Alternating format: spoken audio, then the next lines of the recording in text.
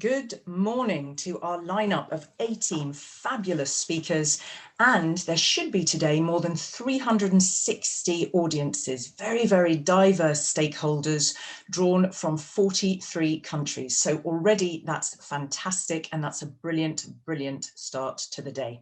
A very warm welcome to effective training in cybersecurity in the new era of staff remotisation, in which we are going to focus upon practical solutions, very useful tools, and very interesting opportunities.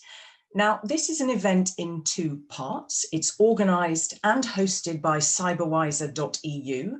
That's a Horizon 2020 Innovation Action project, and it embraces a consortium of 9 European players from 7 countries. My name is Katrina Sickle. I'm a broadcaster and moderator, and I have the privilege of navigating all of us around the first part of this event, which runs from now until 2:30 and explores training in cybersecurity. We're going to look at the challenges, and we're going to look at some of the really good options out there that are suitable for you and for your organization. We're going to look at the current state of the art in cybersecurity training, identify some solutions, some best practices, certainly some challenges for SMEs. And of course, we're also going to touch upon how Europe is tackling the cybersecurity skills gap based on the progress of the future European Cybersecurity Competence Centre and networks. And what's very important just to say is the 4 pilot projects which lay the ground, which prepare the ground for the Competence Centre are represented here today, which is great. So that's CyberSec for Europe, ECHO, Sparta, and Concordia. So you are going to hear from those representatives of those pilot projects. Now, before I introduce our opening speaker from Trust IT, a key actor, or one of the partners in this project, and a key actor in the development of cyber risk management tools within cyberwiser.eu. Let me just first share a couple of bits of important housekeeping information for you. Now, if you missed the first hour and you might think, oh my goodness, this platform, what the hell do I do here?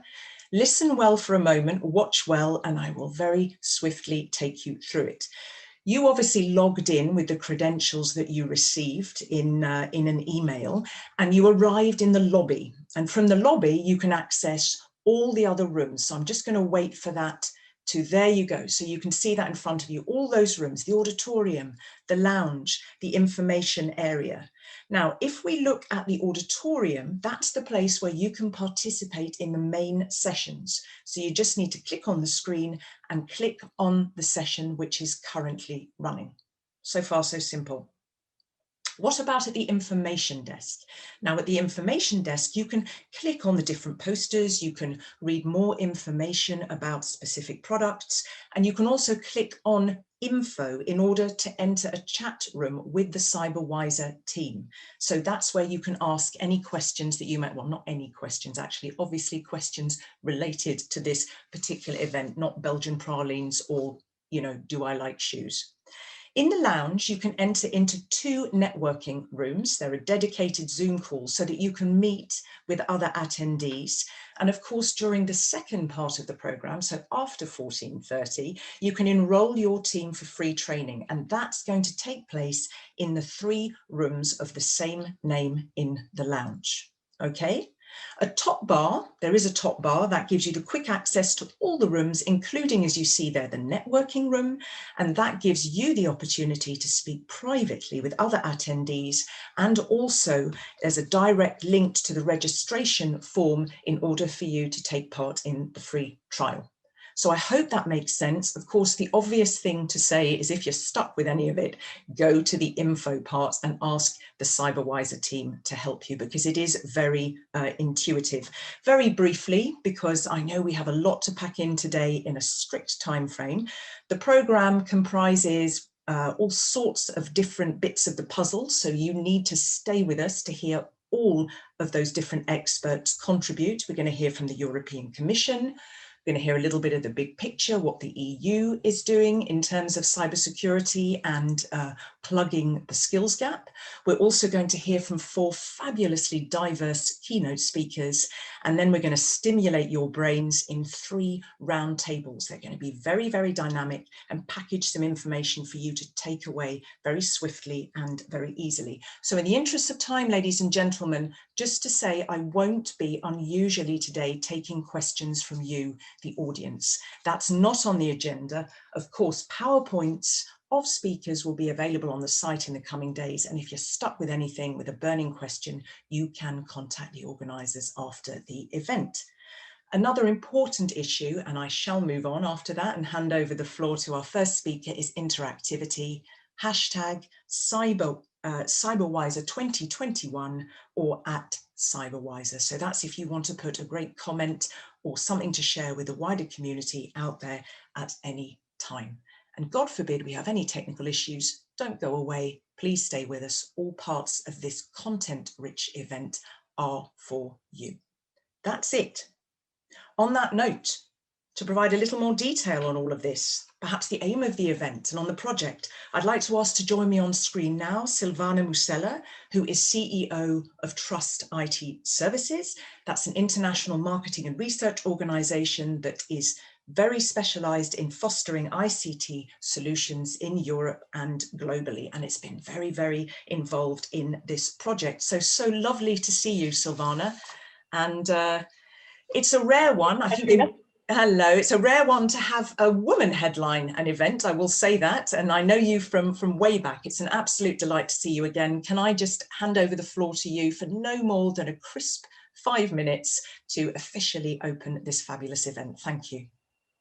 Thank you to you, Katrina, and your wonderful moderating skills. I love them. And it was great you moderated me, in fact, back in ICT 2018, so way back.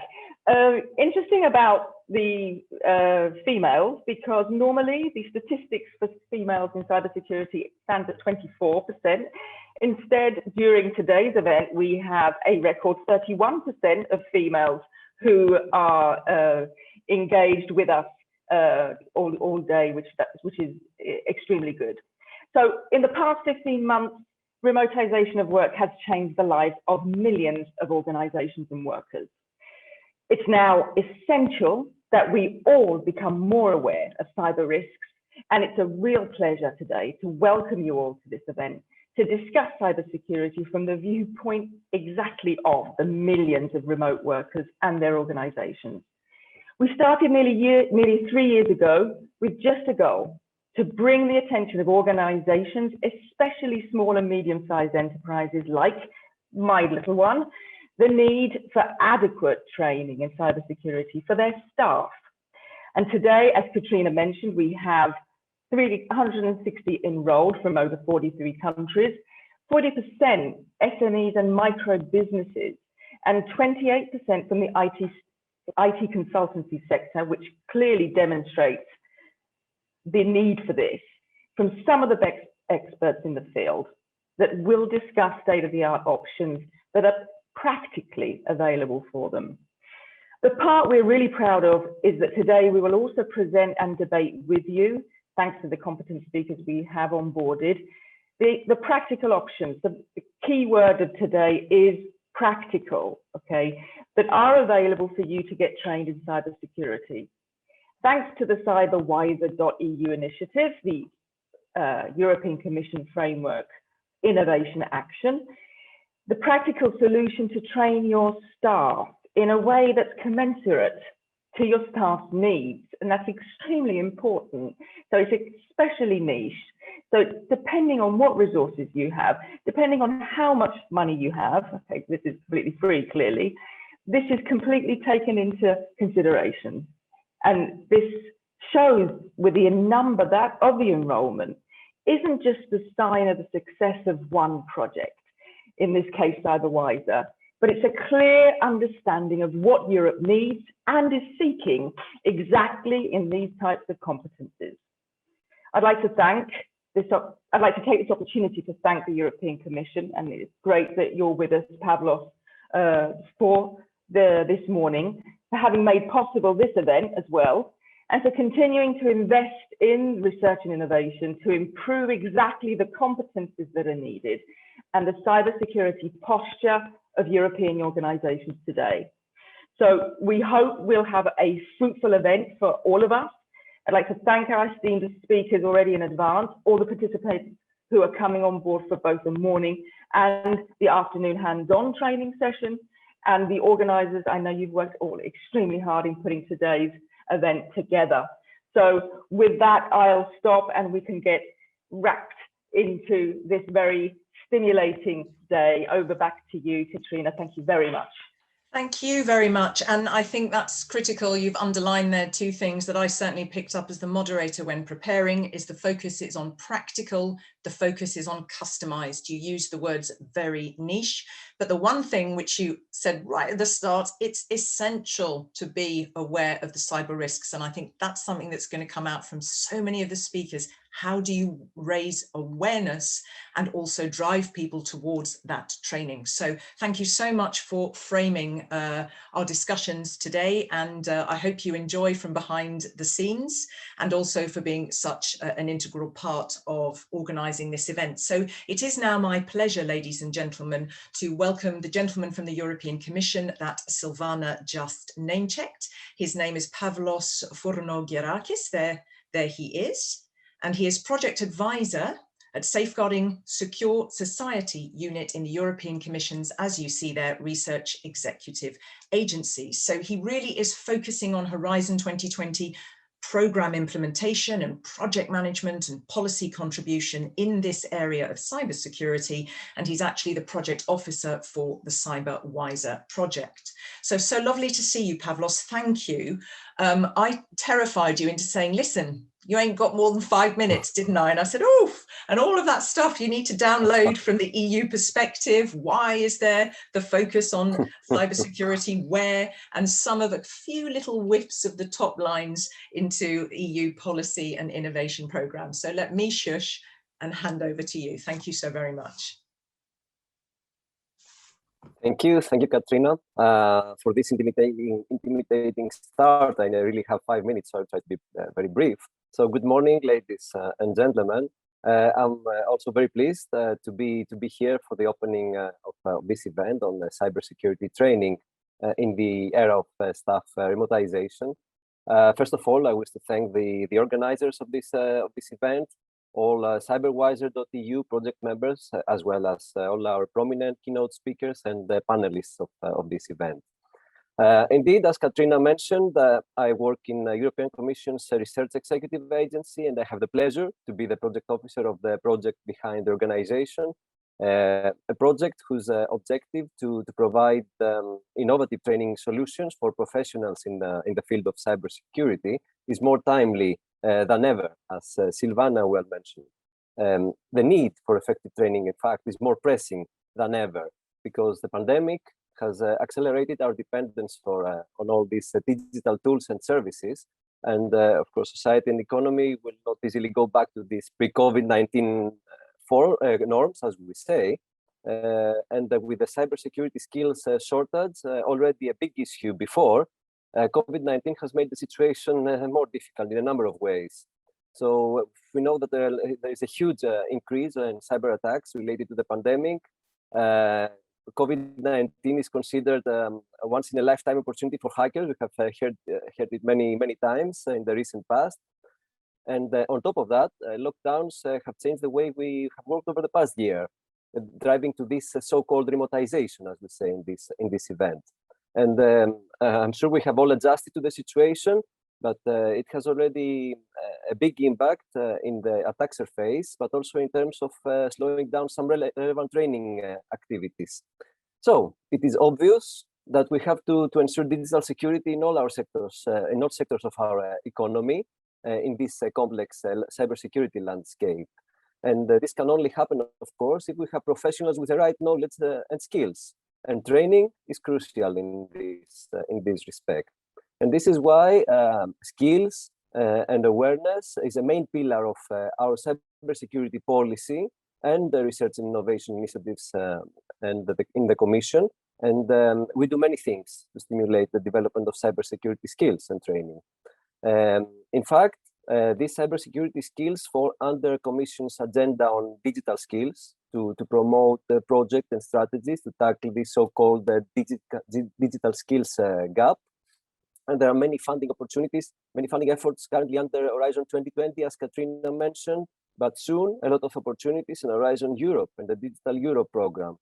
And a good example of current funding, let's say, efforts that we have in Horizon 2020 is this is the cyber ranges. This the well-known simulation environments for training purposes. So these are not the only initiatives. We have European Cybersecurity Challenge for young cyber talents in the European Cybersecurity Month. Our NISA colleague is here to give some insights today on the training and activities that they have in this agency, the European agency. We have other initiatives like JRC Taxonomy, Cybersecurity Atlas, the NISA Cybersecurity Map, just to mention a few initiatives that can help identify the required skills and competencies in Europe. And we have as well the 4 pilot projects that prepare the Cybersecurity Competence Center Network. We have European Cybersecurity Organization that are also working on this, and they will present later in a dedicated session the activities and results in this area. Last but not least, an example from our policy initiatives, the recently published Cybersecurity Strategy for the Digital Decade, which recognizes that there is a major shortage of cybersecurity skills in the workforce. So we need to pay specific attention to education, including professional training, awareness, and various exercise in order to increase cybersecurity and cyber defense skills at EU level and create the right synergies to do that, to implement that. Mm-hmm. So on that note, I know that I have to be very brief. You did very well. Here. Yes, I don't want to take up much of your time, but I would like to wish you all, before I close, I wish you all an enjoyable and successful workshop. I'm looking forward to the exciting following sessions, demos, interactive discussions, and most of all, stay safe physically, but also digitally. Katrina, back to you. Thank you so much. And just you did name check a lot of things there, not just the funding, but you talked about the atlas, you talked about the map, you talked about the projects. So people do, for those who are less familiar with the EU landscape, they need to do a little bit of looking around, don't they, to see where all these different offerings are. They're going to need to go on a bit of a journey, aren't they, when they come online to connect up some of these dots in terms of the funding and the other offerings and some of the tools. Just one quick thing before you go, and you said right at the beginning there's a need for effective training, in your words, because this is all about training today, in one sentence, or what's effective to you? What does that mean? Effective is to close this digital, this cybersecurity skills gap, as we say. So we need to have the right people, right professionals to deal with all the cybersecurity challenges that we face. We even faced before the COVID-19 era, but now even more. So they need to be completely up to date what is happening to be able to deal with all the cybersecurity challenges and that are going to come also in the future. So this is what exactly effective means in terms of training. Yeah. Thank you very, very much. And a lot for people to explore at EU level there. And ladies and gentlemen, a lot for you to explore at national level and individual project levels, initiatives and perspectives from SMEs in this very content-rich event. So thank you, Pavlos. You are allowed to sort of put your feet up behind the scenes. And if your schedule allows, please do stay with us. Of course, I will stay. Part or all of this event. Thank you so much for your time.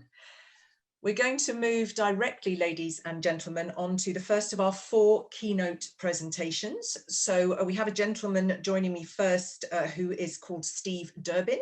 He's the Chief Executive of Information Security Forum, there you can see, which is a leading authority on cyber information security and risk management. So his areas of focus include, well, strategy, information technology, the emerging security threat landscape, not just in the corporate environment, but also in the personal environment. So a very warm welcome to you, Steve. Thank you so much for joining us and giving of your valuable time. I'm going to ask you to briefly set the scene, if I may, from a kind of a global perspective and perhaps spill the beans on some of the main challenges and what you see as good and effective training as a whole. So over to you. Thank you. Thank you very much indeed, Katrina. That's a very flattering introduction. What I'm planning to do in the next few moments is really to talk you through some of the real challenges I think that we all face. I think we heard from Pavlos there, we heard from Silvana about some of the real sort of principal issues I think that everybody is struggling with. So I want to set that into some overall context.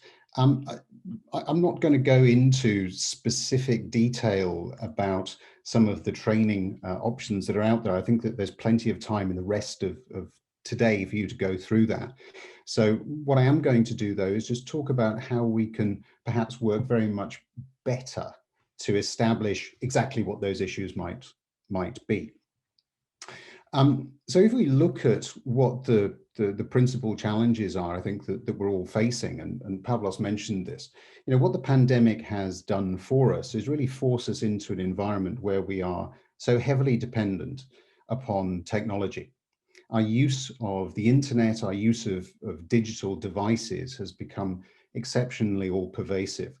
And regardless of sector or geography, our dependency has increased over the last 12 months. And that's going to continue because with emerging technologies such as AI, for instance, such as 5G, such as cloud computing, that's all increasing the need for automation, the need for efficiency. What does that actually mean? Well, what it actually means is that we're creating very much more data, and data has a value, and cyber criminals know that. And so what we're doing is expanding through our utilization, not just our exposure, but also the threat landscape. So if that is the case, what is the principal concern that we're all facing? If you look at, and I find this a really useful report, I look at it every year, but if you look at the Europol Serious and Organized Crime Threat Assessment Report, it comes out every year, then in that they detail the way in which cybercrime has really, I suppose, matured over the past few years. I've always described cybercrime as being an entrepreneurial growth business. If anybody out there is looking to start a new business, and cybercrime is not a bad place to go if you don't mind being caught at some point. What has happened in that, and the reason that they are so effective, is they are exceptionally strong at being able to share. So increasingly, you don't need to be an expert.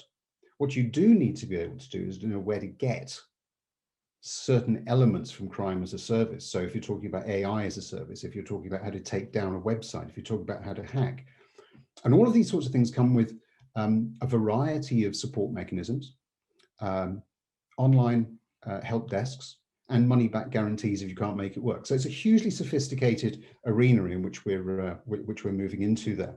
And of course, they only need to be lucky once, whereas from a defensive standpoint, we need to get it right every time. So we're going to see a continued increase in terms of malware. We're going to see a continued increase in terms of the use of ransomware. We're going to see continued network intrusion, social engineering. All of those are placing an immense stress on our security departments. Pavlos mentioned the skills shortage. We're something like over 3 million people short in the security space. So the emphasis, the stress on security departments really shouldn't be underestimated. 54%, according to our research, of security professionals leave the profession due to overwork and burnout. The average tenure of a chief information security officer is something in the region of 26 months. So if we put all of that into context, it means that security strategies are very often in a state of flux. Now, clearly, there are going to be people listening to me at the moment who say, well, I don't have a CISO, I'm too small, I'm an SME. And of course, that's right. But there needs to be somebody within the organization who is appointed, could be your IT person, it could be your CFO in certain instances, to really be responsible for assessing your overall risk posture and the way in which you're going to be addressing some of the cybercrime threats. So if we've got an environment such as the one I've just been describing, One of the things that is really important for every organization is to look at your capabilities. Assess where you're strong, assess where you're weak. Pavlos again was mentioning the way in which a whole range of different training solutions might be available. I think you yourself, Katrina, mentioned that you're going to have to go and dig around a little bit. Well, to do that, you have to start by assessing what you're looking for. So an honest evaluation of capabilities across the organization, across your team. Some form of gap analysis, an as is versus a should be.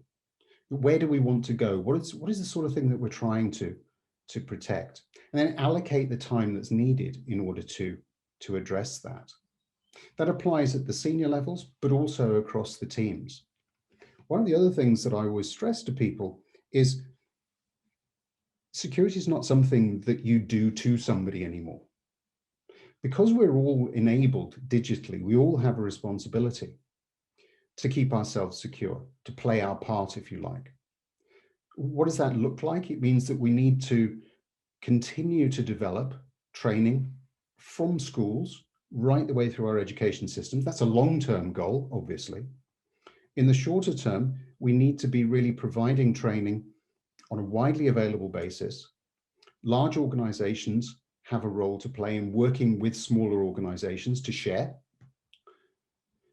And at the individual level, we need to be getting ourselves to the point where we really understand the implications of a cyber attack on us as individuals.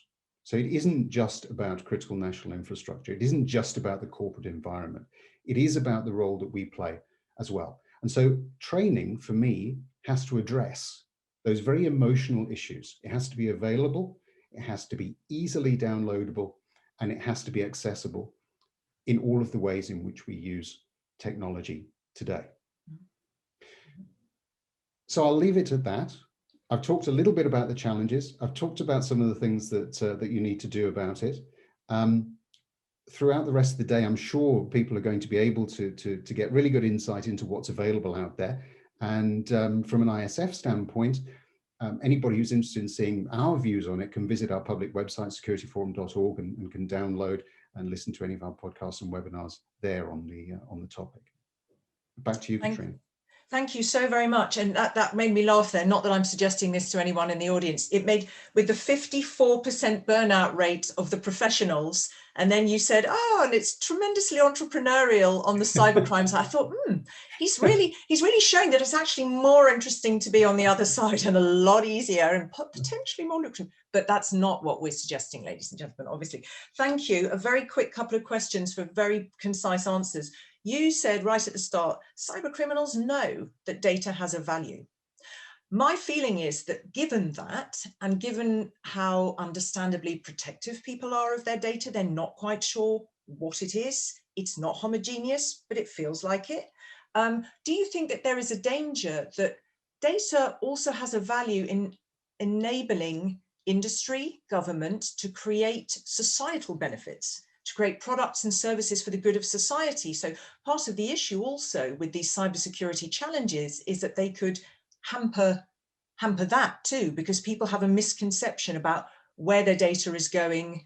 And the fact is, okay, you use it to create value, but that value should, in theory, spring back and benefit me.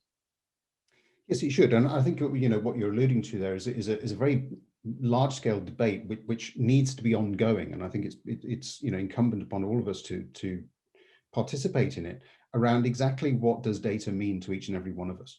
The role of privacy. What do we want to protect for ourselves? What do we want to share? How do we do that? What is the role of regulation? It's a huge topic. It is cross-generational, and it isn't easy. And the answer for me is not simply regulation. It is very much more than that. So I think that is an area that we do need to really focus on, broadly based across society, and have that discussion. And a last thing, you talked about all of this being quite, I think you used the word personal, all of this. So anything else that we as individuals, because it is, as I said, it's about us, it's about companies, it's about, all sorts of different areas. Anything else that we can do to help? I think we as individuals respond when we have some emotional link. So for training providers out there, my message would be, if you really want to be effective with your audience, provide some form of emotional link. That means you have to understand their instance and their driver for using training. If you can do that, answer the why. Why should I do it? It's not because it's a tick box exercise. Don't go there. It's not about compliance. It's about helping people to use technology more safely, more effectively for their own benefit. Highlight what that is, and that's part of the battle. Thank you. So it needs to be meaningful and it needs to be relevant. Don't foist it upon, try and understand what people are looking for, but exactly why, hence the customization aspect of it. That's really interesting. Thank you so much. I like the way you aligned there, data, cybersecurity, and everything was, you used the words personal and emotional quite a few times. So very interesting there in your message. I thank you so much for being in the hot seat at the outset as the first of our 4 keynote speakers that are sprinkled across this event. And please do take a seat backstage and enjoy the rest of the event if your schedule allows. Thank you so much, Steve Durbin. Thanks, Katrina. Bye for now. Bye-bye. So we have, as I said, ladies and gentlemen, at the outset, we have 3 roundtables in this first part of the event. Now, I'm aware that we're a little bit behind time, but don't worry, it might be, and I'm warning you now, that we shave a little bit off your lunch break because we do have some scope there, but I will endeavour to catch up a little bit in terms of minutes. Now, these roundtables, we're going to run them very much like a dynamic game show so that you, as I said, our audience, get something really concise and useful for you to take away. So each speaker in each of the roundtables only has 1 or 2 minutes to answer 3 questions, 1 or 2 minutes for each question that I will put to him or her. Now, the first roundtable is focusing on capacity building in cybersecurity. Obviously, clearly, hugely important given what we've heard thus far from our speakers. So capacity building in cybersecurity solutions. And so we discussed that with ECSO and the 4 pilots that I mentioned of the future European Cybersecurity Competence Network. Let's just see, I think we have a slide with the names of our good speakers. We might be able to show that to you. So let's have a look, there they are.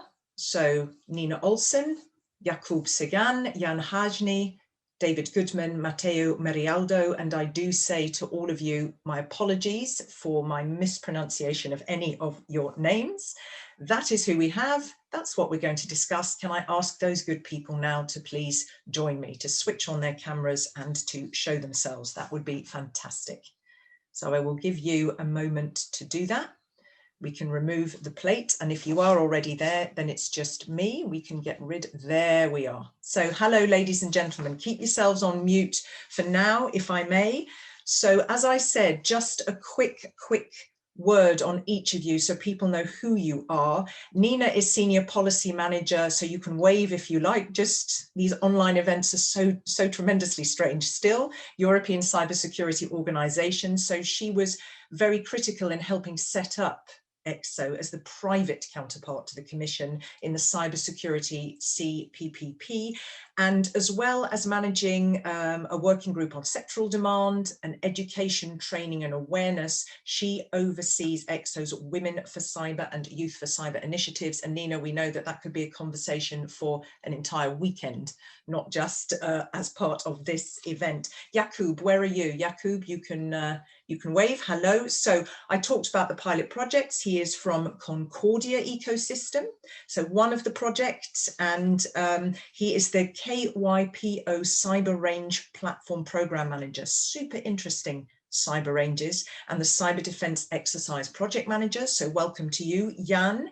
Jan, hello. You lead the Cybersecurity Training and Awareness Working Group in Sparta, one of the pilot projects, and you're also a member of ENISA Cybersecurity Skills Framework Working Group.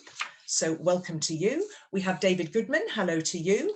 You are a consultant working in all aspects of digital transformation, but particularly identity management, security, data protection, we just touched upon it there, and emerging technologies. And you are work package leader for dissemination and communication in one of the pilots, the CyberSec for Europe, and various other many other roles, but I will keep them aside in the interest of rapidity.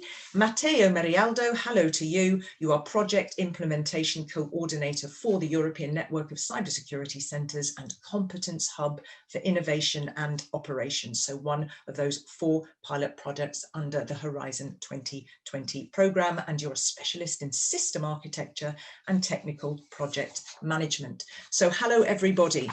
Here we go. You know the drill. I have the same 3 questions to put to you. If you can keep your answers nice and packaged, I was about to say, but no pressure. Cool as cucumbers, don't race. Our good people are not all English natives, and they need to really grasp your key messages. So my first question, and I'm going to start with you, Nina, and then come to everybody else in turn. Briefly, how does your initiative contribute to Europe's cybersecurity capacity building effort? Thank you very much, Katrina, and thanks to CyberWiser for the invitation to join this panel today. Well, I'd say that cybersecurity capacity building is very much at the heart of what ECSO does. So what we do is we work on initiatives for SMEs and regions, market deployment, standardization and certification, users resilience, and of course, education, training, and skills. And we do this with over 260 members from the cybersecurity ecosystem, which includes large companies, SMEs, universities, national public administrations, and more. And what we aim to do is to develop a competitive and dynamic European cybersecurity ecosystem by, in a way, federating the different players into targeted networks, be it for CISOs, again, for SMEs, for cyber ranges, and so on. But we also have a very close collaboration with the European Commission, ENISA, and the 4 pilots. And I really think that that cooperation is crucial if we want to make the most of Europe's cybersecurity expertise. Because I think that any capacity building effort should be a joint effort between all the relevant stakeholders, and one that leverages public-private partnerships and funding, and also with solutions built up across countries and sectors and between the different stakeholders. And that's why our activities at ECSO aim to link stakeholders and maximize efforts at European level when it comes to, among other things, supporting SMEs, bridging the gap between academia and industry to deliver a skilled workforce, and giving visibility to cybersecurity solutions in Europe. And what we try to do is do that for the benefit of the community at large, and to really increase the cyber resilience of Europe's infrastructures, economy, and society. Thank you, and very, very concise. And I'm glad you brought up right at the start standardization and certification, because it's not something that had come out yet. And also your insistence on this collaborative nature, because it sounds like there's a lot to join up. There is stuff out there. There are gaps, but even within the stuff out there, it sounds like it needs some coherence to bring it all together. So thank you. Normally I would chat and ask you loads of questions, but I can't in the interest of time. So let's hear from Jakub. Let's hear about your initiative and how it contributes to Europe's cybersecurity capacity building effort. Thank you so much. Hello, everybody. I'm happy to be here. I have to say that as Concordia, let's say, most important contribution, at least from my point of view, is that we delivered Kaipo Cyber Range platform, which is actually, I believe, first open source cyber range, which was released in Europe. We released it in last November. We were actually recognized by Innovation Radar of the European Commission quite recently. I think we got the email this week, so I think it's a huge success, and it's extremely important because we are helping with this technical tool to close the gap, as we spoke about it before, by, let's say, lowering technological and economical barriers, because as we know, cyber ranges are quite pricey technology, and I think that having an open source opportunity is a wonderful idea to have the, let's say, other way for these SMEs, small businesses, universities, to give them opportunity to create trainings and not to be forced to, let's say, pay a lot of money for the solution, so they can focus on the training part, on the hard part. To support this initiative, we actually work on something I call, let's say, open format for sharing the content, because you need the content for the cyber engine. You need, let's say, you need trainings to people to actually train, because like CyberRange itself is just a technology, and you need to exchange, let's say, some building blocks between organizations, because again, even creating the training itself, it's quite demanding and hard. I think also people from Revire can confirm that. I need to ask you to round off. It's that quick, I'm afraid, or we will never get through this. Okay, so, that's it. We deliver CyberRanges and the open source format. But it's super useful what you've said, because it echoes already what Silvana said about, you know, don't always think there are huge costs. You said there we need to challenge the costs. And what you said there clearly for me is we are lowering the barrier in our open source proposition. We are also lowering the barrier. So I can't thank you so much. Sorry to have to cut you off. I'm coming to David, and David, you're welcome to keep your camera on. I know I'll come to Jan, but David, if you want to join us, you can, because we can't see you. Just in case anyone's looking at it in the mode where they are looking at all of us. Jan, your 90 seconds starts now. Tell us about your initiative. How does it contribute? Yeah, thank you for the opportunity to share some of the information about the activities of the Sparta pilot. I've selected 3 of them to be really short. All the speakers before me said that there is a shortage on the job market in the cybersecurity area. And this is something we need to address somehow. For many people, the obvious solution would be to increase the people that are studying the cybersecurity study programs at the universities or at the professional training institutions. However, for some of these institutions, this is not very easy task, because cybersecurity is very interdisciplinary area. We don't have enough teachers that have skills in practical cybersecurity, and even building the curricula might be a very difficult task. So for us, as the first task in Sparta was to create a so-called cybersecurity skills framework, which is basically a mapping between skills and the work roles that are required on the job market. So using this framework, it would be much easier for universities and professional training institutions to actually identify the knowledge, abilities, and skills which are required from the graduates, which can then enter the job market. So I think this is one really important item, the result of the Sparta project. Then we use the framework. That's your time, my lovely. So you need to be just short. No, just do the other 2, but very briefly. Yep. Then we use the skills framework to create a good practice study curricula, so the universities can use them.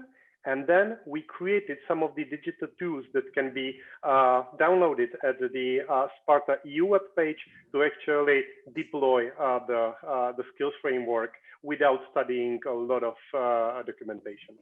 Okay, and I will say, in having cut you off, and to all of you good people who are listening, of course, I trust that you can be contacted, not a deluge, but if people want to come to you, that's the purpose. We are also showcasing you and your initiative. So this is deliberately, ladies and gentlemen, just the tip of the iceberg. Thank you for emphasizing there the interdisciplinary nature and where the complexity is in terms of getting that right in an educational setting. So let me now come to you, David, if I may, the consultant in digital transformation, and how are you contributing to Europe's capacity building efforts in this arena? Well, an important aspect of capacity building in any domain is the open sharing of information and knowledge with as wide and diverse an audience as possible. Cybersec for Europe, often together with the other 3 pilot projects, carries out a range of result dissemination and broader communication activities through events, participation in standards bodies, workshops, and particularly summer schools. Another key dimension of European capacity building, mentioned before, and undertaken by the Commission over the last 2 to 3 years, is development of the Cybersecurity Atlas, which is a knowledge management platform to map, categorize, and stimulate collaboration between European cybersecurity experts in support of the digital strategy. Each of the pilots is providing the building blocks to establish this network of experts and stakeholders from different cybersecurity domains, embracing industry, academia, and small businesses that constitute the embryonic stakeholder community. One of our most significant contributions to capacity building is a symbiosis between innovative research and development and the demonstration of real-world industrial verticals across 7 use case scenarios, from open banking to maritime transport and smart cities, alongside a parallel road mapping exercise for each. Crucial to Europe's success in building cybersecurity capacity will be in developing constructive relationships and advancing the coordination of the relevant stakeholder communities, not least to avoid the duplication of efforts. Yeah, thank you very much. And I very, very critical what you said there. And it's what I picked up again also from Nina. That's part of the collaboration, just to avoid those overlaps. But very interesting when you talked about the marrying there of the innovative approaches and actually the real world use case scenarios. And you gave examples as diverse as maritime and banking. And I think it's very important and very sobering to think about the absolute stretch about where, all of these different areas where cybersecurity thinking and the approach is critical. So thank you very much for that. And Matteo Marialdo, so you are a project implementation coordinator for ECHO, one of the projects. So let me ask you to just round off in 90 seconds how your initiative contributes. So thank you very much for inviting me. I will promise I will be brief. So basically, I selected a couple of initiatives that ECHO is ongoing, is performing in during this 4-year project. And so one thing, we are working on what we call the ECHO Cyber Skill Framework, which has been already mentioned in a similar initiative from Sparta. We tried not only to map the skills over the curriculum, but also to create a framework that allows the creation of the curricula themselves. So from the skills need, from the capacity needs to the creation of tailored training curricula, using advanced instruments like, for example, cyber ranges or other software and tools that are usually used in the cybersecurity world, from SOC to incident management and so forth. So that's one initiative. The second initiative in which we are working on is the Federated Cyber Range, which is a system. So it's not too much about capacity building, but is about enabling a wider market for the selection of cyber range providers and cyber range services. And within this initiative, we built an engine that is able to collect capacity building needs from a customer and convert them into cyber range scenarios, at least up to a certain point. Of course, it's quite a complex technical problem. So the combination of the two, the cyber skill framework and the federated cyber range, allow us the creation of a very complete set of trainings, including also the usage of hands-on experience and activities.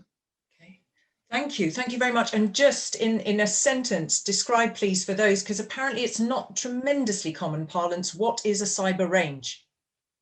So my definition, and what we are using also in ECHO and at the level of my company, for us a cyber range is a virtual/hybrid environment that should allow the instantiation of 3 different services. So first is the training, of course, and capacity building. The second is research and development. And the third is testing and evaluation. So for us and for ECHO, a cyber range should enable those 3 main service delivery, and not only the training side, which is of course one of the most important, but basically if you Google around, cyber ranges are mainly focused around training. For us, that's not only training, and that's also the direction that big organizations like European Space Agency, NASA, etc., are approaching the problem, because cyber range can do much more than only training. Okay. Thank you. And I'm glad I gave you the opportunity to clarify. And I'm addressing my lovely colleague Nicolo here. We are going to go a bit over because these lovely people in our first roundtable, our speakers, are going as swiftly as possible, but I don't want them to have to go so swiftly that our audience doesn't capture what they're saying. So I will be shaving some time off lunch. If you have any more solutions, lovely technical team behind the scenes, let me know in the private chat channel. So we can take a deep breath. Thank you. So much interesting stuff there. Food for thought for our audience. I'd like to know from each of you, very briefly, please, what are the main gaps? I think that's an obvious question in terms of capacity building. And I only need 1 or 2 gaps, please. And what priority actions would you recommend to fill them? What keeps you awake at night with the head on the pillow? And where's your solution? Nina, over to you, please. Well, I think at the risk of repeating what's already been mentioned earlier today, for me, the main gap that I would mention is the skills gap. Whether it be to address the number of experts that are missing, or to improve how cybersecurity skills are acquired and understood. And this really requires quite scalable and flexible solutions to allow organizations to quickly train and upskill their staff. Like there are a number of obviously competence and certification frameworks out there, but they remain quite fragmented. And I think we still lack in Europe a common framework and taxonomy on skills. But ENISA and the pilots are actively working on this, and we obviously don't want to duplicate efforts there. So what we do is focus more on practical solutions that could complement those efforts. So this includes initiatives aimed at supporting HR concretely and recruiting cybersecurity staff by focusing on measurable abilities that can be assessed through realistic scenarios, and also offering solutions to just address gaps in current HR practices and more on that side of things. But we're also doing, again, I mean, a lot of things to bring visibility to cyber ranges and exercise environments, as mentioned earlier, and how those can be leveraged to support recruitment, competence assessment, and training of staff. And of course, finally, I'd be remiss if I didn't mention the lack of women in the cybersecurity field, and that's something that can help us address this skills gap. So 2 years ago, ECSO, we launched the Women for Cyber initiative, which today is a private foundation in its own right. And Women for Cyber is really focused on increasing the participation of girls and women in the field by raising awareness on cybersecurity from a young age, showcasing role models and available career paths and so on. And it's really our hope that in doing so, we can remove the notion that cybersecurity is purely a technical topic, but it is just as much about people and processes, and requires a wide range of skills. And I think that if we can convey that multidisciplinary nature of cybersecurity, we'll get more women. Thank you. And also, it's funny because I draw something from Steve. He also talked about the personal, the emotional. I think it's also about telling the right stories to women so that some of those misperceptions that you spoke about, it's just technical, are actually assuaged. And there needs to be some proper thinking around that, because both genders in that space bring very different things. So thank you for that. Again, we could have a conversation over several glasses of wine about that, and maybe when the world goes back to semi-normal, we will have that opportunity. So let me come to you, Jakub. Again, just one maximum 2 gaps in terms of capacity building, and what do you suggest if you had a magic wand to address that? I definitely agree with the skills gap and Nina talk about, and actually everybody talk about.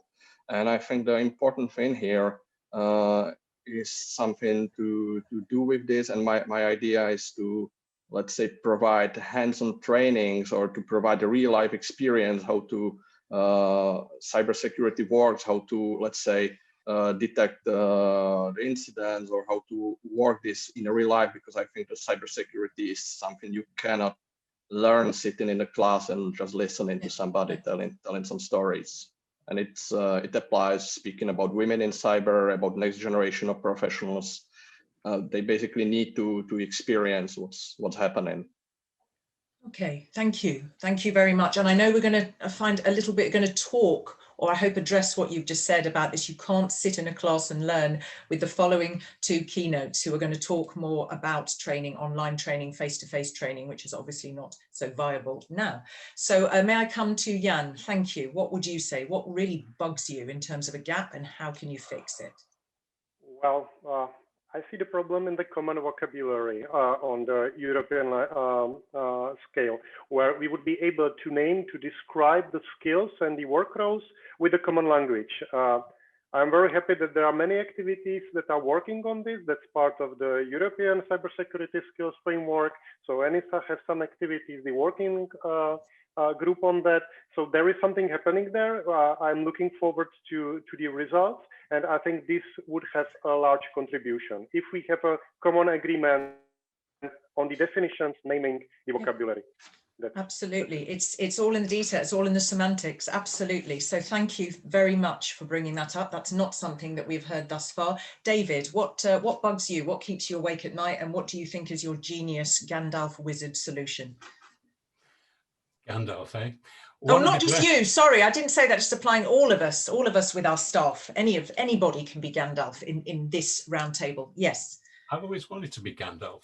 Have you? One of the glaring gaps in being able to build cybersecurity capacity is the widespread lack of awareness or recognition that cyber attacks are a real and apparent threat to both individuals and businesses, large and small. The consequences of not being prepared to protect your assets or not knowing what you should do in case you or your business are impacted. This week, the UK has been commemorating the first anniversary of lockdown and remembering the tragic events of the last 12 months, many of which could have been prevented given better preparation. In general, there is a lot that can be learned by the cybersecurity community from the public health campaigns that have involved clearly communicating to very diverse audiences the nature of a threat and how to respond to it.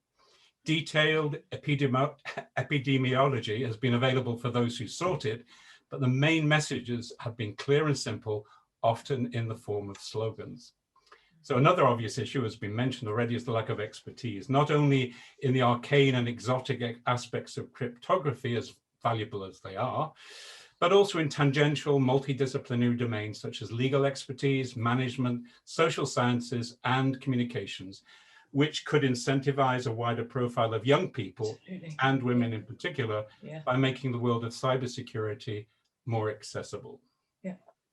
Thank you, and very colourful, and I love that. First of all, you designated some of the sectors, and here you've been very clear at how people need to think more widely about the opportunities that are there, because they are not just technical. There is a plethora, but fascinating. And we could talk again, channels to communicate and methodology till the cows come home. I don't have the time, but I do hear your message there very clearly, raising there is a lack of awareness. Matteo, coming to you to round off this second question. What's the big gap for you that bugs you, and what do you recommend to fill it? So I tend to agree to what my colleagues said before. I would add that a little bit more on the practical side, we definitely lack the means, easy means to transform the capacity needs into something practical, into training curriculum, etc. So that's some practical work that needs to be done in order to obtain better results. And then definitely there is a gap on creating synergy between technical cybersecurity education and business cybersecurity education, because cybersecurity is really transversal in all domain knowledge or in most of the engineering domain knowledge. And so it really encompasses a lot of different domains and aspects. And actually most of the capacity building tools and means are very specialized around IT professionals, but it's not only that. And so that's quite a huge gap. So definitely, in order to try to solve these gaps, we need to keep working on skills framework. I think that's an extremely important aspect. We need to improve the connection between academy and industry. And I think that the European Network of Center of Competence is going to help quite a lot around it. So I think it's a great initiative also in this specific aspect.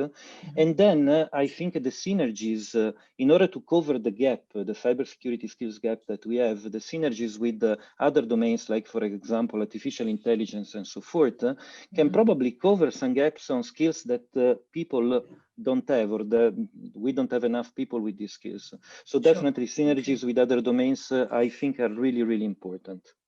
Okay, thank you very much. And again, for pinpointing some of the challenges for transforming into really practical training, but the devil is in the detail. I hear it from you. I hear it in terms of we need a vocabulary. I hear it in terms of we need to not overlap and the interdisciplinary nature, which is very complex. So literally we have a couple of minutes left. I need to ask you, if you could wave your magic wand, if all of the things that are like, ooh, preventing, progress. Well, there is progress in Europe's cybersecurity landscape, but if you were to fill those gaps in 5 years' time, what would Europe's cybersecurity landscape look like? You can tell me it in a word, you can tell me it in an animal, you can tell me it as an object, or you can tell me as a sentence, but super short, please. Nina, can I start with you? Well, I think that if we want to achieve the things that I mentioned before. In 5 years' time, if it were up to me, the cybersecurity landscape would hopefully, one, have a more gender diverse workforce, and two, have this common European skills framework and taxonomy language.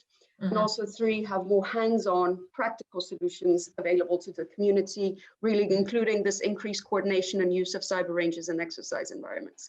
And I think that if all that happens, then those things will significantly contribute to addressing the skills gap, and in turn also that would strengthen Europe's cyber resilience, of course. And might even present the 54% burnout dropout that Steve touched upon before this roundtable. Okay, may I kindly come to you, please, Jakub? Animal, object, sentence, short description.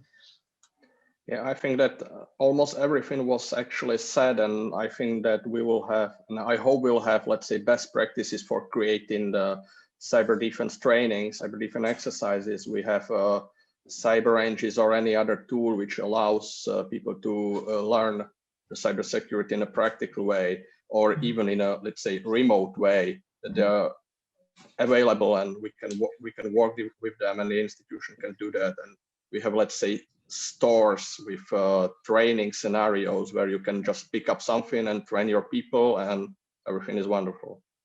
And everything is wonderful, and also not so scary perhaps for people, not least in terms of costs, not least in terms of, oh God, where do I start? So can I also turn to Jan, please? What about you? What do you think? What if all of this was fixed, what would Europe's cybersecurity landscape look like 5 years from now? Well, in my opinion, the best situation if we get into the standard situation as it is in other fields and other domains. I mean, we are able to teach and have experts in different domains like standard computer science or mechanical engineering and so on. And maybe somewhere in the near future, the cybersecurity will become a standard study field where we know how to train people, where we know how to build the study programs, where we have good practice curricula, where we have the graduates which can actually work on the market. So this is the bright situation for me, when the cybersecurity will not be a completely new topic for many universities and training institutions, when this will be a standard thing. Very interesting. Thank you very much. Very clear. David, what for you? What does it look like in 5 years if we solve these gaps, if we plug these gaps? Well, if we look to where we were 5 years ago, by comparison with where we are today, there are two clear parallel trends. Today, there is far more planned investment, far greater awareness at the national and European level of the urgency to build capacity and ensure the progress of digital transformation and to safeguard citizens and the functioning European business. On the other hand, at the same time, the sophistication of the threat is getting ever greater and more dangerous, with a range of malicious actors, from rogue nations, international cyber criminals, and your average traditional teenage hacker.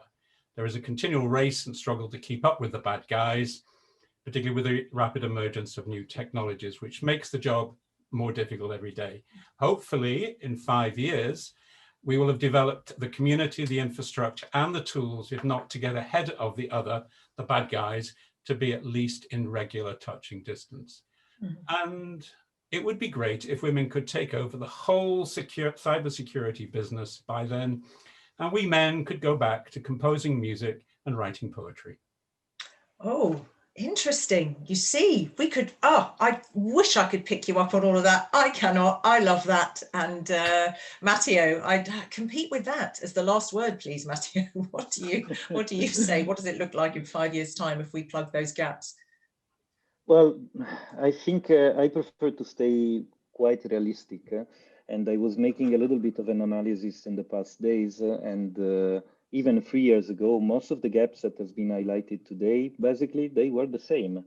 And so I'm not sure how much is going to happen in 5 years, but definitely what we can expect is that there will be more standardization, as was highlighted before, and we will have better tools from a skills framework perspective. There is a huge work from ENISA, and definitely also we hope to achieve a better gender balance and synergy between different sectors. But I'm not sure that in 5 years from now, the situation is going to be ideal, to be honest. That's what I hope, but I don't know. It's interesting because David said there has been progress, but the threat is getting more significant and people are getting more and more clever and there's more and more resources. And you say, oh, it's frustrating. I see the same gaps from several years ago. So I'm not Several sure. of them, yes. That's a gauntlet. That's a wake up call. You're throwing down the gauntlets in a very significant fashion. Ladies and gentlemen, thank you. It's ridiculous that I put you under this pressure. There is so much content, but you've been fabulous and you really did harness some spectacularly useful key messages and information. So I thank you very much. You may all enjoy some time behind the scenes now, and I am going to move on with the first of 2 keynotes before our lovely ladies and gentlemen get to take a coffee break. So thank you all, and I hope one day I will be able to see you face to face. That would be wonderful, perhaps. Thank you, all of you. So, ladies and gentlemen, lovely, lovely audience. I hope you're in fine form. Hope you're still paying attention. I'm going to try and manage the time issue. I'm waiting for any of our technical team to send me a message in the private chat if you have any help in doing the maths in getting back some of these minutes. Here we are, our first gentleman, Jonathan Davis. He is co-founder and chair of Cyber Wales. It's the largest cybersecurity ecosystem in the UK. There he is. He is also director of Pervade Software and manager of the South Wales Cybersecurity Cluster. He wears an awful lot of hats. He's chaired the Wales Cyber Resilience Board and a Welsh Government steering committee that works with the National Cybersecurity Centre to really enhance resilience in the public sector and, of course, in the private sector through providing advice. But also, funnily enough, I think the conversation must have been resonating for him because he lectures on courses in which he focuses on committing to help close the skills gap in cybersecurity. So, Jonathan, you do have your fingers in a lot of different pies, all linked. I'd like you, please, to share with us, to build on what we've heard. If you can keep it shorter, but do your best, share with us some really practical insights into particularly online training for staff. What works well, what works less well, some of the standout best practices and some of the innovations. The floor is yours. Thank you so much. Katrina, thank you ever so much. If I could share my screen, I have a few slides for this. So if that would be possible. So yes, thank you for describing all of my various hats that I tend to wear in cyber. And I think a lot of people in cyber have this ability to bounce from one subject to another, because cyber is actually multiple subjects all rolled into one. And you could do a career choice and you could do a degree course in probably 10 different subjects, and they would all count as cyber. So I'm just going to run a few slides. I'm going to dance through these really quickly because I know where time is of the essence. And my topic is online training. So in typical speaker style, I'm going to immediately start talking about face-to-face training as well as online training. And the reason I do that is because we have these debates between face-to-face learning and online learning, and actually the arguments we use for each of them is exactly the same. So I'll show you a little bit about what I mean here. Here is 2 slides. I got these off the internet where people were debating which one was better than the other. And as you can see, one is a different environment. You're in a classroom. One is an online environment. So you're probably on your sofa in your living room. One focuses on practicals because you're sat at a desk or a workshop or whatever. The other one tends to use simulations because they're online. So I won't read them all, but you get the gist. What I will do, though, is let me just bring these 2 together for everybody here with a little bit of different thinking. So some people struggle with working from home. We've discovered this in the last year or so with COVID that's forced everybody to work from home. And a lot of people have realized that if they're sat on their sofa, it's too easy to go and put the cat out or go and talk to the kids or go and make a cup of tea. And they struggle to concentrate on the work itself. And the difficulty is you're in a completely different environment. So this idea of you having to drive somewhere to a school or a college and sit in a classroom in a training center and be away from your work and away from everything else is a problem, but it's also a benefit. And some people prefer one and some prefer the other. And having to go somewhere to a face-to-face training actually gives that training some more purpose. And I can do the same thing here with all of these topics. So for example, we've got the practicals versus simulation idea behind these topics, some people's learning styles lend themselves. I've put VAK here. You can Google this later after the session, but that's visual, auditory, or kinesthetic learning styles. And for kinesthetic people whose learning style is hands-on, touchy-feely, they really struggle with online simulations where they're dealing with just a screen and some keyboards. So learning styles are very important here as well. Self-discipline is a real issue for people when they're trying to do self-paced learning, because there's so many other things going on in our lives. They can't spend the time and commit the time unless it's in a structured timetable, which of course you would get if you were at face-to-face learning. Also, if I go to a learning environment and I'm going to sit in a classroom surrounded by other people who are also learning, I now have a huge amount of expectation on me to actually learn the topic. And I've got a whole bunch of my peers around me who are going to be doing better than me if I don't learn it. And they're all going to think I'm stupid if I answer the question wrong. And they're all going to be impressed if I answer the question right. And all of that demand and peer pressure and expectation and success and failure and genuine sense of achievement could be lost on a learning platform. So we really have to work hard on those learning platforms to gamify them and turn them into something that gives me that reward that I don't get if I'm not sitting in a group. Also, the idea of higher cost or lower cost is debatable these days. Social collaboration is such an important part of online learning and learning in general. But one of the things that we tend to do on social media is we tend to present a persona on social media. We tend to present a persona that says, everything's amazing, my life is brilliant. People tend to tweet and put Instagram stuff up about how good their life is at the moment. That's very difficult to do if you're sat in a classroom and everybody can see that you're really struggling and you're not having a good time of it and you're really grumpy.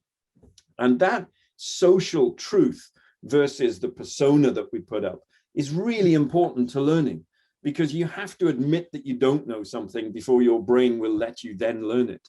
And this ability to appear not to know it, to appear vulnerable and to let people know that we don't know something without feeling that we're going to feel stupid as a result, is a really crucial part in cyber, because cyber is an incredibly technical subject. It's a subject that's surrounded by lots of myths and dark art. And actually, it puts people off, because if they don't know all of those three-letter acronyms and they don't know all of that terminology, they're afraid to try. So we need sometimes that social collaboration just for people to feel a little bit better about not knowing this stuff before they dive in and learn it. And also we have a real challenge with verifying whether somebody has learned something, because normally with a teacher in a classroom, you can look them in the eye, stare at them for a minute and a half, like Katrina's very good at doing, and they'll tell you straight away, yeah, I really don't know it. I said I did, but I don't. It's very difficult to do that with verification online, which is usually check questions or whatever. So we have an issue here straight away between these two. Which is better? The answer is neither. Which is worse? Neither. Neither of them are good or bad. Neither of them are evil or positive. The answer is each individual will prefer one or the other. Each individual will have their own self-discipline, their own learning styles, their own ability to concentrate, their own ability to socialize. Every individual, every one of us has our own preferences here. And for some of us, it's online learning. For some of us, it's face-to-face learning. And really, what that does is it throws a huge challenge out to organizations to say, what you should do is you should develop a learning strategy for each and every person in your company. Okay, that's easy to say, but that's really hard to do if you've got 2,000 employees and you're a mid-range enterprise and you've got people all over the world. But guess what, folks? This session is focused on SMEs. It's really not hard for SMEs because most of us have got less than 10 employees. If you've only got half a dozen people in your company, or even a dozen people in your company, then it really pays to take the time to develop individual learning strategies for each of those individuals. and allow them to blend these face-to-face and learning opportunities in a way that suits them best, because that will accelerate their learning. I'm just going to do a really quick dance through now another side to this, which is motivation. Everything I'm about to talk to you about, go and Google it afterwards, because there's probably too much detail here for you to do anything with it. But I'm going to talk about something called meta programs. So meta programs are about how the brain works underneath the bonnet. And it's all about avoiding overload, actually. So it's about how we take information in, how we motivate ourselves to take action. And then how do we know we've done a good job? I'll throw a really quick example at you here. If I was to say to you, how do you know when you've done a good job? Some of you in the audience, probably about half of you, would go, oh, I just know. When I've done a good job, you know, I just know I've done a good job. That's the kind of guy I am. Half of you, on the other hand, will go, well, I'll be at the top of a league table. Somebody will tell me, I'll get loads of feedback. I will be I'll score 100%. Now, those two answers are streets apart. In fact, they're opposites, because one of them is judging yourself inside your head, and the other one is judging yourself from stuff outside your head. So there's an example of a meta program. Let me just dance through these quickly before Katrina cuts me off, quite rightly. So we're doing okay so far. I'm getting waved at. Thank you, Katrina. That's really kind. So the first one actually I want to talk about is sameness difference. Guess what? Some of us scan the world. We wake our way through the world looking for things that are familiar to us. So if I say something to you and say, oh, you know, cyber, yeah, it's just the incident response, really. It's exactly the same as everybody's been doing in incident response rooms since you know, fire brigades were formed. And everyone goes, oh, right, oh, that makes sense. And half of the people are going to make sense of it because it now is similar to something they already know. But there's just as many people in the world, they don't think that way. They don't look for things that are similar. They look for things that are different. And in fact, the extreme of this is they look for opposites. So if you said to somebody, you know, the sky is blue, they'll go, yeah, it's definitely not gray. And you go, no, it's blue. And they go, yeah, it's not gray, is it? And you're like, yeah, don't tell me what it isn't, tell me what it is. And we've all met these people, and I'm sure there's people in your office that you are recognizing straight away. It's just the way their brains work. Some people look for sameness, some people look for difference. I'll give you another one, possibility necessity. Why do you do something? Why do you go to work? Why do you go and do sports? Why do you play?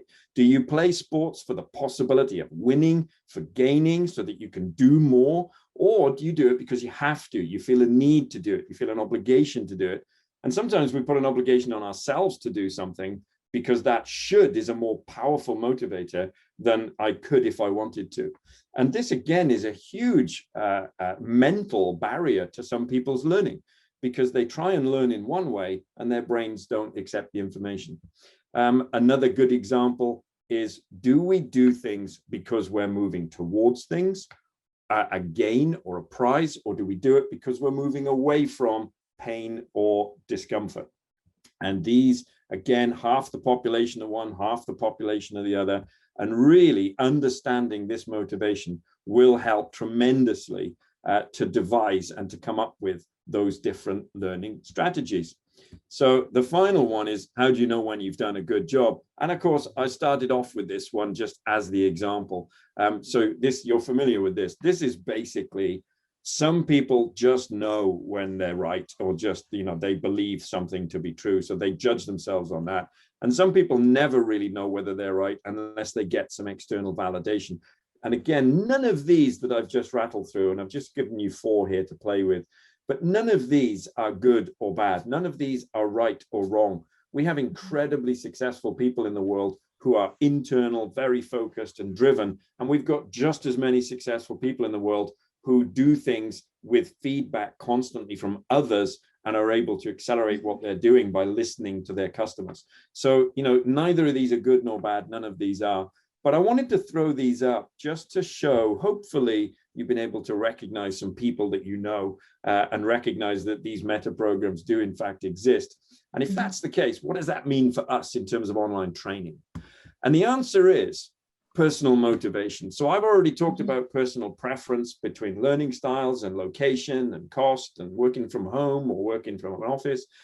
But this is different. This is psychology. This is different people are motivated in different ways. So you need to have a personal motivation strategy attached to your personal learning strategies for each and every one of your employees. Once again, that is really hard if you've got 2,000 employees, but it's really easy if you've got 12. So all of you SMEs out there, you have an advantage. You have a massive advantage, in fact, over the large players in the industry, because you can develop personal motivation and personal learning strategies for each of your individuals, and then start to work your way through accelerated cyber content training. And you will be able to do this much faster than any mid-range company and above, simply because they're dealing with too many people and they have to sheep dip all of their people through standard training. Whereas you don't. You can get really deep down and personal with the training you're offering and push that. And that's a blended approach between that online and then face-to-face for those people that need it. So do what works best for each and every individual. So that's my advice. That's a quick dance through that. Probably about 12, you did really. You did exceptionally well, and you've harnessed so many important insights, and I do apologize that you had to be more speedy. I say again, I presume this is available, your PowerPoint, if people would like it. They can get in touch with you. Is that something? Yeah, absolutely. Yeah, there you go. Please do. Yeah, perfect. Please do. Thank you. You are so inspiring, and I think I love that. You have to admit you don't know something before your brain will let you learn it. And I think what you did really well is to say, yes, there are this issue of the dark arts of cyber. People are afraid. So I think what's very fascinating is you said, yeah, it's not just about the kind of training. Analyze yourself to understand what you need. And that can meet the kind of customized training that we flirted with a bit in the conversations in the roundtable before. And really nice to hear, hey, SMEs are actually at an advantage, because very often they say, you know, we're not. So really, really nice to hear that. And I think, to quote you, you said you can avoid the sheep dip of dumping all of your employees in that same kind of training environment. So brilliant message there. Thank you so much, John. And you're going to be back, aren't you? You're going to be back. I'll be back for one of the roundtables. Looking forward to that. So I thank you so very much. Really interesting, and see you in not too long. And fantastically, in this, as I keep saying, because I think it is content-rich event, we have another gentleman who is going to complement what John said. So John is allowed to just kind of put his feet up and follow, and I'm going to invite Fabio Di Franco, who comes from ENISA, the European Cybersecurity Agency, where he is an ICT security expert. And he's coming perhaps to a slightly different perspective on this training, might have some overlaps, of course. So if I can ask Fabio to join me, we can remove your nameplate there, and I can see you if you're there. Hello. We don't. Hello. You're a bit dim, but not dim as in silly dim. Sorry, I'm not using it in that way. You're a little bit not so well lit. I don't know if you've got a light somewhere. Yeah.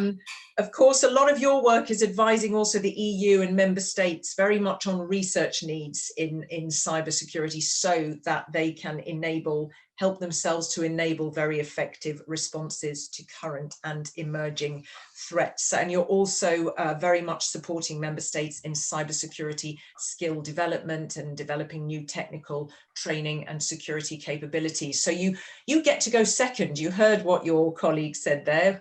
There might be some overlaps. The floor is yours. Talk to us again about training of staff, some of the best practices, some of your thoughts and experiences on that. Thank you. Yes, if you give me the right to share my screen, I will try to. So the technicians, if you can kindly give Fabio the right to share his screen.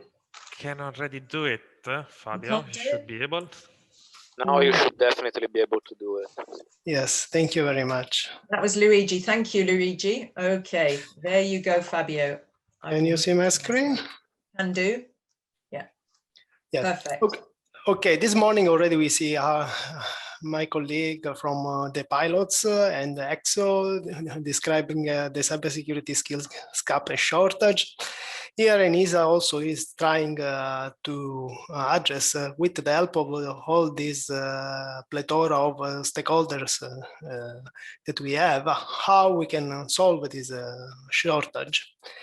To understand how large is first the shortage, which skills are needed from the employee from the market. But also if you do study cybersecurity, which skill you acquire and which skills are useful to be applied in the market. So I want to just introduce the panorama of the landscape, what we are doing. So we decided last year that we need to define an European cybersecurity skill framework, and we bring a group together and try to develop a common European language in cybersecurity skill and competencies, bridging the gap between academia and workforce. In another element from the other perspective, that one is more from overall. Another perspective is understanding if there are cybersecurity programs that can enable people to reach the market, and how many people are formed every year. So this initiative is in our website. So academic institutions can register their own programs, and we get information. We validate the information that they provide. So a student can look which is the best program they can join. This at the moment we list more than 120 cybersecurity programs there, and this is done in collaboration with Sparta Cybersec for Europe, which has a similar initiative. After this one, I want to jump on the trainings, because trainings are very important, and I want to continue the discussion with that John started. Each person has his own preference. So I describe the ENISA experience. ENISA does training typically for member states, European institutions, and sometimes also through the national authority, through private company, which typically critical infrastructure. So these are the factors that we consider before starting training. So obviously knowledge and skills are the most important, but also the resources in terms of human, technological, budget, the target audience, the duration, if it has to be remotely. At the moment, everything is remotely or face to face. And this is our plan for developing a training, depend on the audience. And typically the plan includes all these three levels. So we start with typically an e-learning, which is support a large number of participants, is typically interactive and story-based, and build initial knowledge.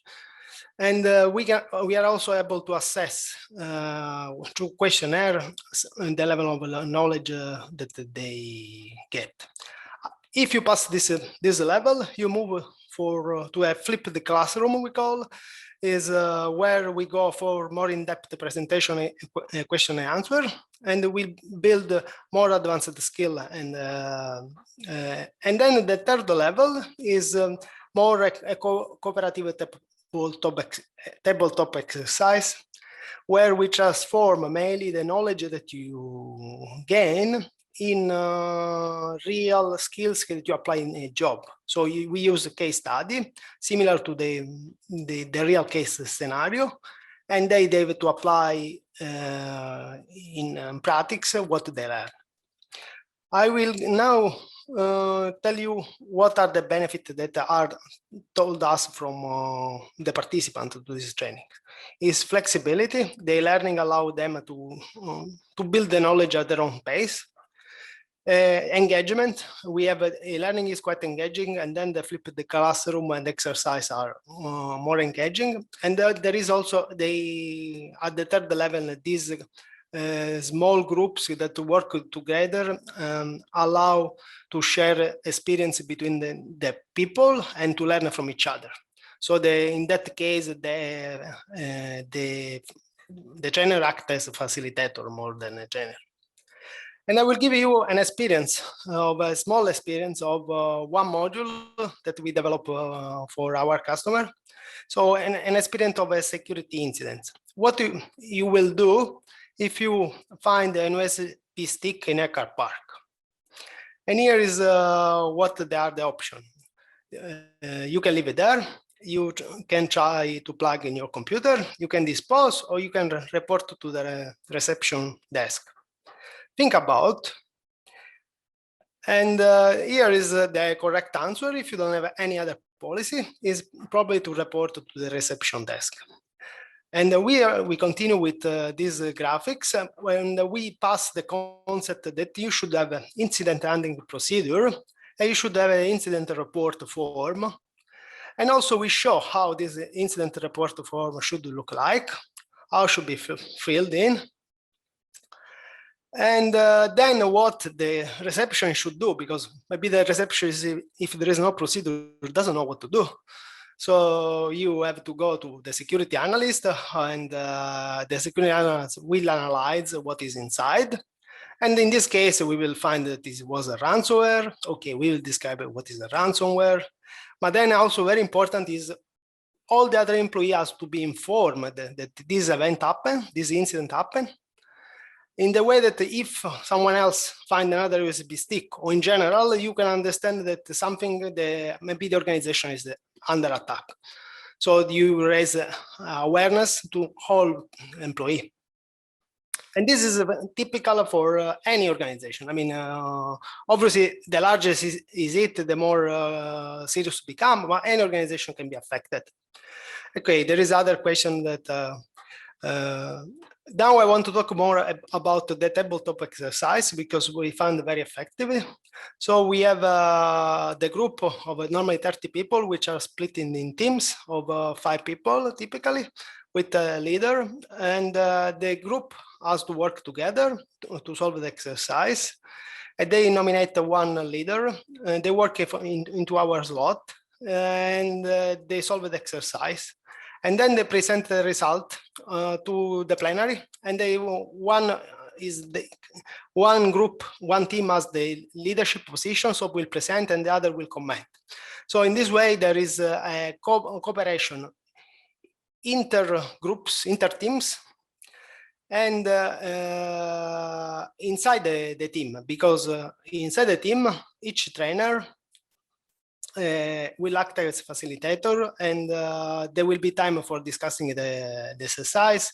At the moment, we do this one online to a platform.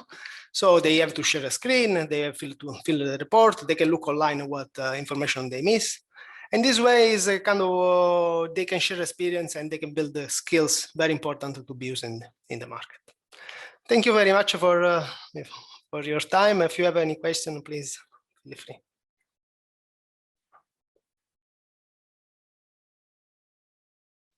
I was so busy listening to you, I didn't unmute myself. Fabio, thank you. So interesting. And I think what you also focus on is this social collaboration element. What is particularly interesting to me and what you just showed is this very much also trainee-led learning as part of it, and how it's so step by step. And part of it is, as John had said, you know, you need to kind of make things fun. You need to gamify them. There need to be rewards. There need to be kind of this sense of social collaboration.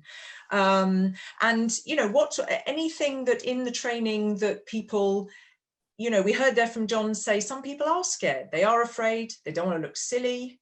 They're a bit afraid of what it is. They don't get it. Do you have any anecdotal, 1 or 2 anecdotes of people who've done the training and what they got out of it? Okay, I can tell you the experience. We can lose the PowerPoint if you want to, want to take off the PowerPoint, but give yourself a moment. Yeah, just a couple to bring us into the coffee break of happy trained people.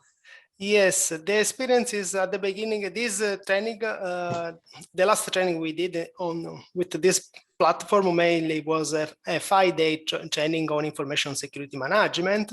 And we see that we merged together a group of 30 people coming from different member states. Speak with English is not their main language. But during the exercise, because you are a small group, you start to, at the beginning, you are kind of shy, you don't want to talk. And then to find the leader at the beginning, you don't know. Also because there is no physical interaction. At the moment we do to a webinar, so it's kind of, But then after we realized that after doing like a split in a few days, it helps the people to kind of to realize that they need to collaborate and to share experience, and then they become like a group. So you can see this difference, and they, although their English is not perfect, they are able to communicate and share experience, and they share their LinkedIn, and they can become in contact. And that is very important also, because if they work in the same sector, is important to share collaboration opportunity also there. And I'm going to jump in on something. I said I wouldn't take questions from the audience, but somebody has sent the obvious one. He asked about the cost of this kind of training. Just a few words before I take us into the coffee break. Can you say anything Unfortunately, about there is we don't offer, ENISA is a public institution. We don't offer trainings to private company or to SME by per se. We will pass through typical member state or association. Okay. We are thinking if make available in which way this e-learning, because this has been available, been developed already, but we haven't not developed a way, because obviously there is a. Okay. That's fine. That's fine. So that Pedro, you would need to contact Fabio directly if you need him to direct you to anywhere at national level or to amplify his answer. He just gave you a top line answer there. Fabio, thank you so much, because do you know what? You have the hardest slot when people are tired after all of this stuff that they've been listening to. So I thank you very much for your colourful slides. Thank you very much. Don't forget, ladies and gentlemen, those slides are available. So stay with me a second, ladies and gentlemen, a couple of instructions. You get 10 minutes for coffee now. I would say to come back, because following coffee, you've got a free training session right back here on the CyberWiser EU platform. You've got a live demonstration, so you mustn't be late for that. So do grab a coffee. You might switch out, but you do need to come and be in this same space, okay? So if you wander around the platform, do come back here. That's where it's all taking place. And also, I will give at the very end of part 1 at 2:30 this afternoon some of these top line highlights of all of this wealth of information and expertise that has come at you. I thank again all our fabulous speakers this morning. So go and grab a coffee, ladies and gentlemen, and be back here for the demo at 10 to 12. So 11:50, please don't be late. That's absolutely critical. I'll see you then. Thank you so very much.